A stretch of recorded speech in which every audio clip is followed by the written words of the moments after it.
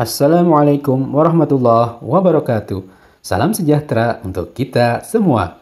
Berjumpa kembali bersama saya, Umar Wira Hadikusuma, pada channel YouTube Umar Animargon Channel. Jangan lupa subscribe dan tekan tombol loncengnya agar kamu mendapatkan notifikasi atau info video-video terbaru dari channel ini. Silakan kalian like, comment, and share. Yuk, tonton terus videonya sampai habis.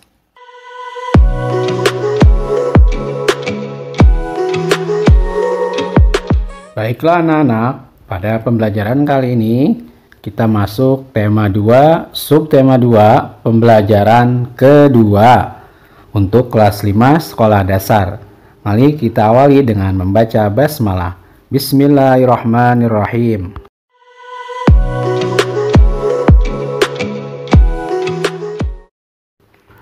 Pagi itu udara terasa dingin. Di sebelah rumah Edo tinggal kakek Husin.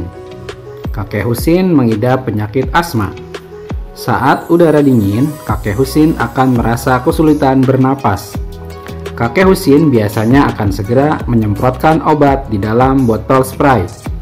Obat itu disemprotkan ke dalam tenggorokannya.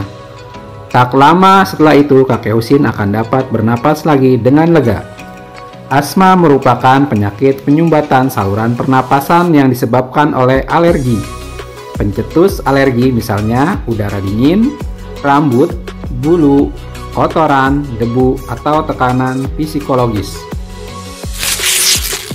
Gejala awal penyakit asma. 1.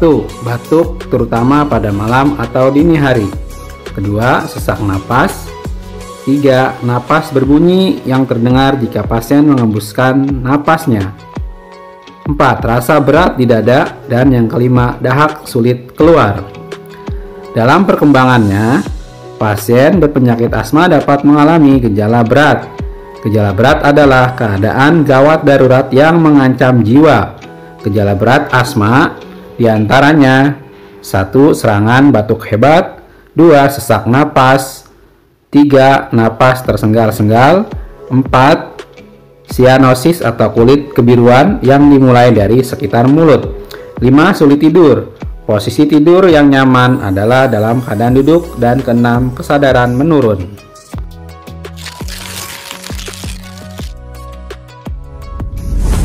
Tuliskan informasi sebuah teks. Jadi kamu dapat mengajukan beberapa pertanyaan yang jawabannya ada pada teks yang sudah dibaca tadi ya. Nah, ini adalah daftar pertanyaan yang jawabannya ada pada teks di atas ya. Yang pertama, apa yang dimaksud dengan penyakit asma? Jawabannya pada teks, asma merupakan penyakit penyumbatan saluran pernapasan yang disebabkan oleh alergi. Pertanyaan yang berikutnya, apakah penyebab penyakit asma? Jawabannya, penyebab asma yaitu alergi, misalnya udara dingin, rambut, bulu, kotoran, debu, atau tekanan psikologis.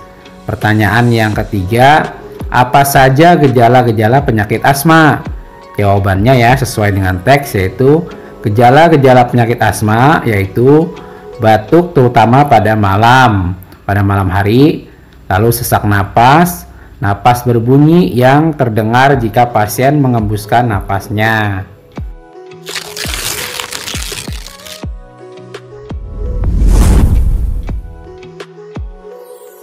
Nah, anak-anak, sekarang kamu telah mengetahui salah satu penyakit yang berhubungan dengan organ pernapasan.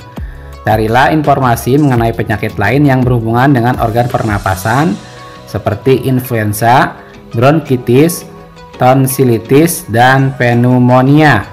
Carilah informasi mengenai penyebab, gejala, dan pengobatannya.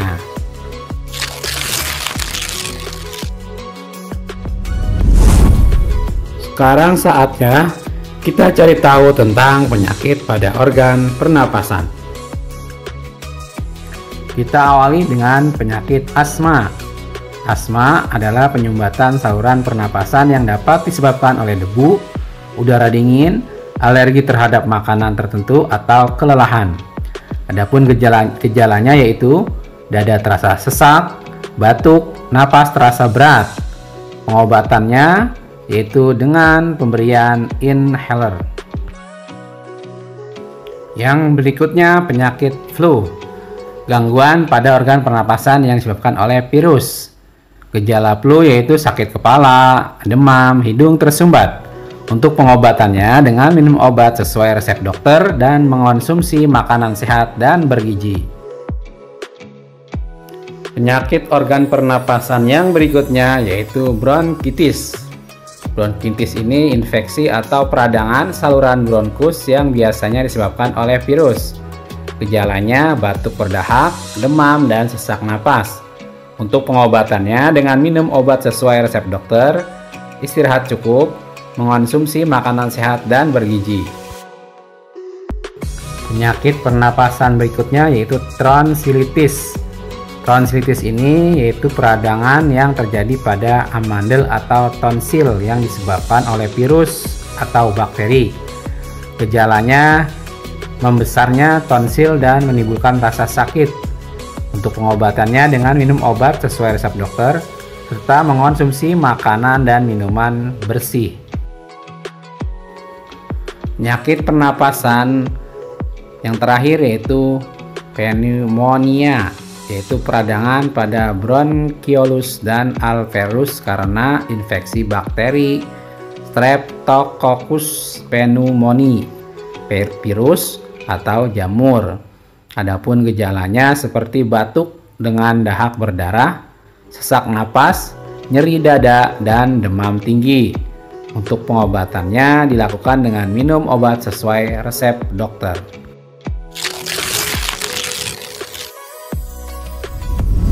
Pelajaran selanjutnya yaitu kita pelajari tentang properti dalam tari. Properti tari merupakan segala kelengkapan dan peralatan yang digunakan ketika pertunjukan tari.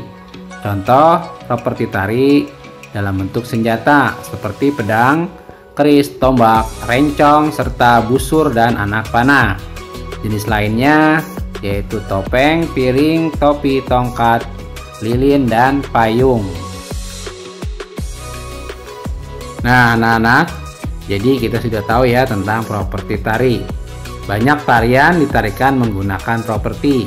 Salah satu jenis tari menggunakan properti adalah tari topeng.